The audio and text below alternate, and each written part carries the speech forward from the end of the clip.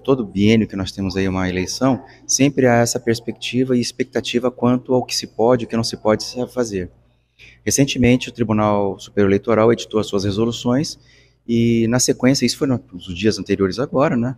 Então, o que vai haverá é que os tribunais regionais eleitorais farão as suas chamadas cartilhas para facilitar o entendimento. Mas, basicamente, a preocupação para os dias atuais, diferentemente de quando eu era juiz eleitoral, em que se preocupava com muro, outdoor ou pichação, hoje em dia é a inteligência artificial, é a tecnologia, são esses os mecanismos que devem ser observados e, quando utilizados de maneira incorreta, serem combatidos, porque hoje em dia o que comanda basicamente é a tecnologia. A legislação eleitoral, ela sempre trabalhou em cima dessa perspectiva de buscar a liberdade e autonomia de cada eleitor desse Brasil.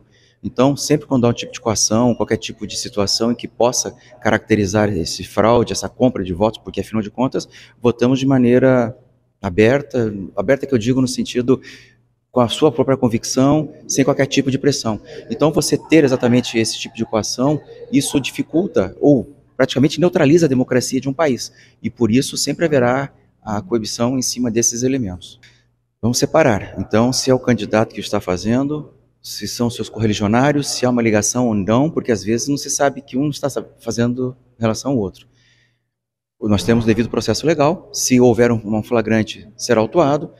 Se entender o Ministério Público com relação a uma denúncia, assim ocorrerá. Existem os crimes que o Código Eleitoral ele especifica quais são os crimes específicos envolvendo uma matéria de natureza eminentemente eleitoral. Então haverá, se for o caso, dependendo da gravidade também, um processo e um procedimento até com uma condenação. Dependendo da condenação, você pode ter uma prestação de serviço à comunidade, ou então uma privativa de liberdade, vai depender muito da situação que se coloca. Mas que o crime existiu, existe e existirá, essa questão, isso é real. Temos vários tipos, né? O abuso, o abuso da máquina como um todo, o abuso do dinheiro disponibilizado para essa finalidade de campanha, abuso nas eleições, abuso em você coagir eleitores, tudo isso pode ser considerado e analisado pelos tribunais do Brasil afora com relação ao comportamento desses candidatos. A intenção do Tribunal Superior Eleitoral é geralmente coibir o mau uso da inteligência artificial. É claro que fica difícil você ter totalmente o acesso, mas pelo menos se explicar aquelas nas boas condições, que aquela inteligência, aquele trabalho feito, ele foi alterado, foi adulterado ou não,